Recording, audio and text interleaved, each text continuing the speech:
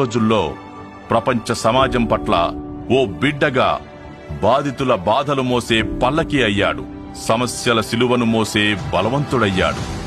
1963 September 23న Andhra Pradesh Visakhapatnam జిల్లా చిట్టివలసలో Santhoshamma Barnabas దంపతులకు జన్మించిన కెఏ పాల్ గారు తన 19 ఏళ్ల వయసులో తన తండ్రితో పాటు శాంతి బోధనలు మొదలుపెట్టాడు. అక్కడి నుంచి అతని వాక్కు దైవవాక్కుగా ప్రపంచం మొత్తం వ్యాపించింది. ప్రపంచం అతన్ని కెఏ పాల్ గా పరిచయం చేసుకుంది. ఒక భారతీయ సువార్థికుడు ప్రపంచ శాంతికర్తగా, మానవతావాదిగా మారాడు. యుఎస్ ఆధారిత సంస్థలైన గ్లోబల్ పీస్ ఇనిషియేటివ్ GPI మరియు gospel to the unreached millions GUM స్థాపించాడు. హైదరాబాద్లోని చారిటీ సిటీతో సహా అనాథ శరణాలయాలను నిర్వహిస్తున్నాడు. పాల్ గారు అనేక దేశాలను పర్యటించారు. తన పాత్రలో అనేక మంది ప్రపంచ నాయకులను కలుసుకున్నారు. 2006లో Paul Al Qaeda winning, America losing అనే పుస్తకాన్ని రచించాడు. ది న్యూ రిపబ్లిక్ లోని ఒక కథనంలో మిషెల్ కాట్లే, బిల్లీ గ్రాహం మరియు జిమ్మీ కార్టర్లతో పాల్ గారిని పోల్చారు. ప్రపంచంలోని అన్ని ఖండాల్లో, అనేక దేశాల్లో డాక్టర్ పాల్ గారి శాంతి ర్యాలీలు జరుగుతూనే ఉంటాయి. వాటిలో లక్షల మంది పాలు పంచుకుంటారు. పాల్ 2 మార్చి 2024న గ్లోబల్ పీస్ గురించి హైతీలో శాంతి ర్యాలీ నిర్వహించారు. కెఏ పాల్ గారు తన బోయింగ్ 747 SP విమానాన్ని గ్లోబల్ పీస్ అంబాసిడర్స్ అనే పేరుతో ప్రపంచ శాంతి కోసం అనేక దేశాలు పర్యటించి ఎన్నో ప్రచ్ఛన్న యుద్ధాలని ఆపాడు.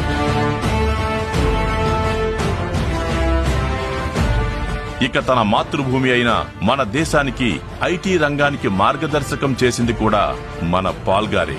మన హైదరాబాద్ విశ్వనగరంగా మారటంలో ఆయనది ప్రధాన కృషి. మొట్టమొదటి ఐటీ కంపెనీ హైదరాబాద్ లో ఆయన ద్వారానే ఏర్పడింది.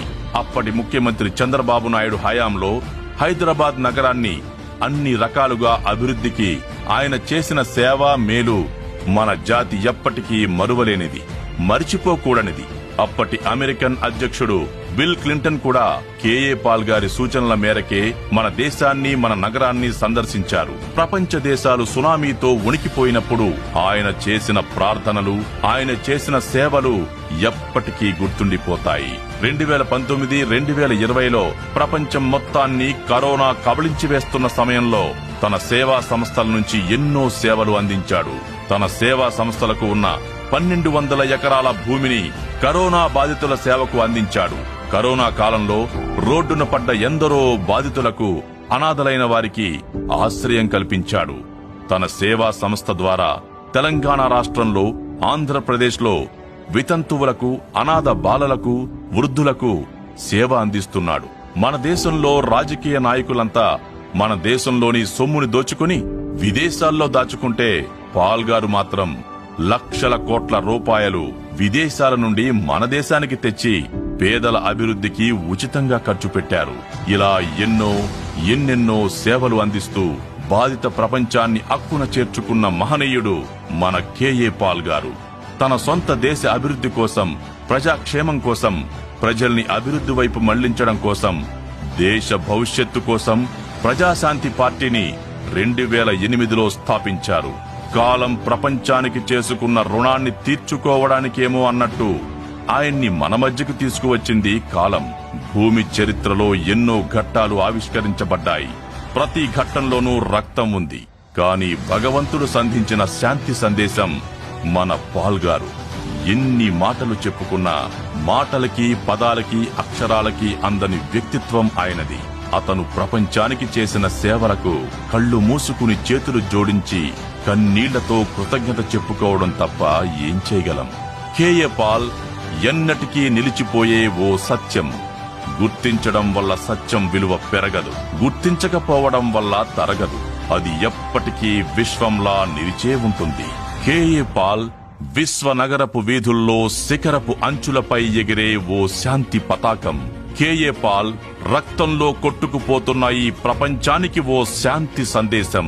కెఏ పాల్ దేశాలనే శాసించగల ఓ విశ్వ మానవుడు. మనం నమ్మినా నమ్మకపోయినా ఇదే నిజం. ఇప్పుడు వైజాగ్ నుండి ఎంపీగా పోటీ చేస్తున్నారు. ఇలాంటి నిస్వార్థ నాయకుణ్ణి గెలిపించుకుంటే అది మనకే కాదు, మన భావి తరాలకు, మన రాష్ట్ర భవిష్యత్తుకు, మన దేశ ప్రగతికి బంగారు బాట వేసిన వాళ్ళమవుతాం.